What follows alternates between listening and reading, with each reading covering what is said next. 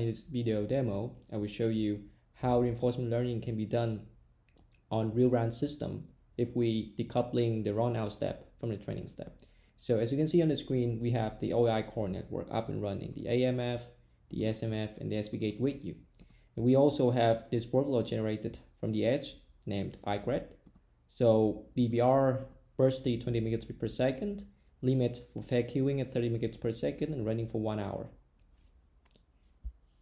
So we also have OAI RAN running in non-USRP mode. For training, we do not use radio yet, but for testing, we use radio.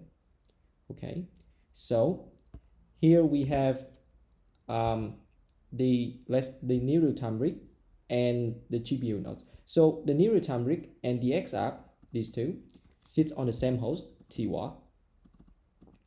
Why the GPU training is on another host, Aerial at DevKit02, sponsored by NVIDIA. So this is actual distributed training. So we start the near real-time rig. It's successful. And let's look at our GPU. So we have 8100, 40 gigabytes,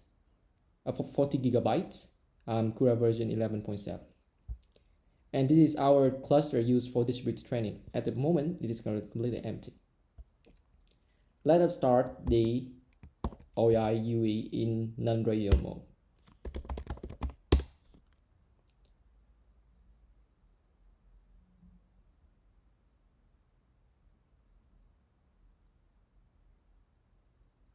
So we have started successfully.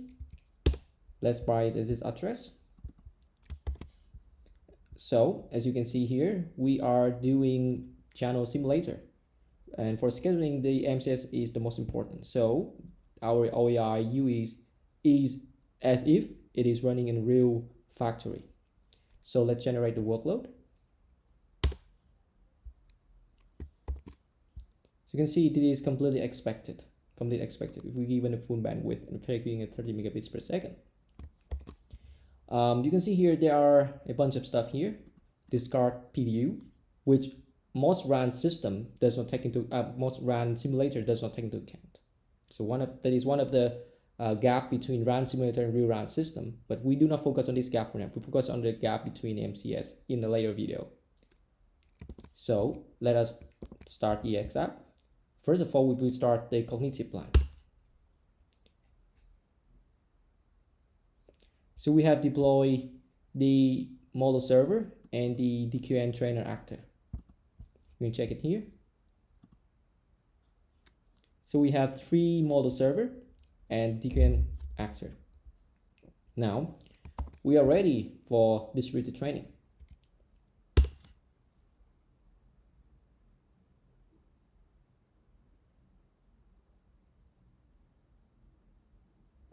So this is our reinforcement agent trying to interact with the system, collecting data for training.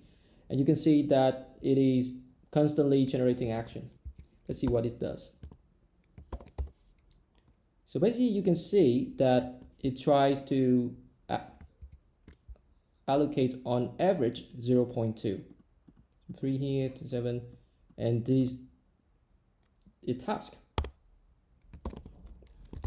So, but you can see that the performance is not good. Before we run the X app, we give our UE the full system. We have this one. But as soon as we start giving it limited system, it runs to this performance, which is not good. And our reinforcement agent need to solve that. And in fact, if you look at our you will see that the QoS satisfaction rate is 14%, 40%, 8%, 15%, and so on and so forth. All running a controller of around 5 milliseconds. So it is pretty bad. Okay, so you can see that we are okay. Let's wait for a moment.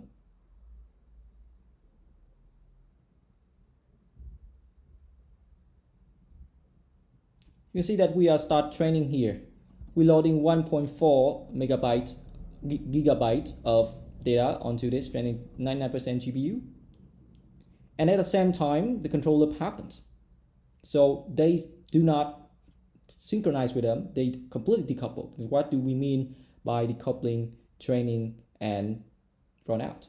So since the training process is pretty long, we will stop here and continue later.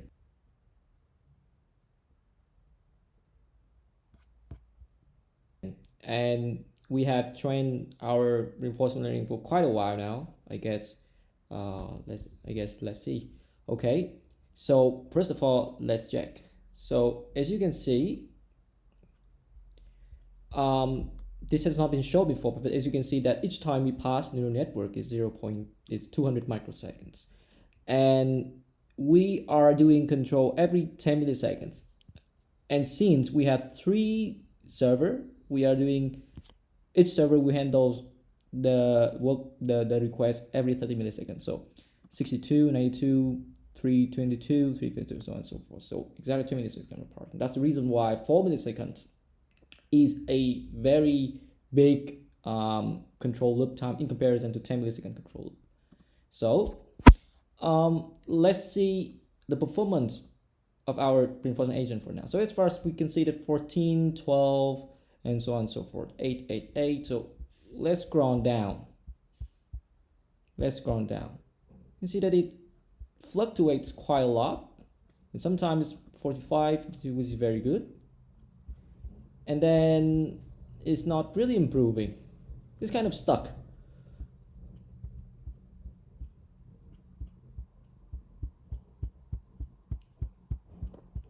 So at this latest moment, it has been on a plateau so far. You see the 52, 39. So it is better than before, but it cannot get beyond 50% of QoS satisfaction. And if we check the things, you see that the performance is now pretty good in comparison to before. Because if we look at before, you can see that we got pretty bad one. You see this is at the beginning of training, pretty bad. And after a while, we got pretty consistent performance. And if we check our reinforcement agent, you can see that it just does the same action as before.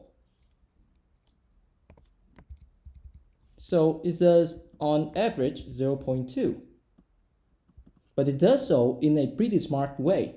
And that's the reason why you can see that the performance is has been improved a lot, but still it's stuck at the local optimum.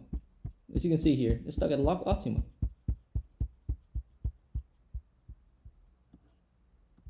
So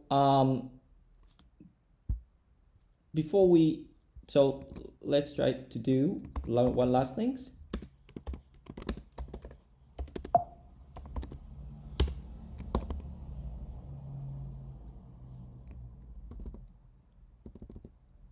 So you can see that we have this bits per second, and the round trip time is pretty satisfiable.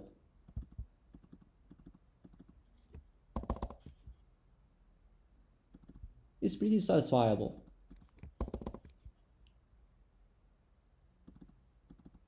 So this is the end of our video. Thanks for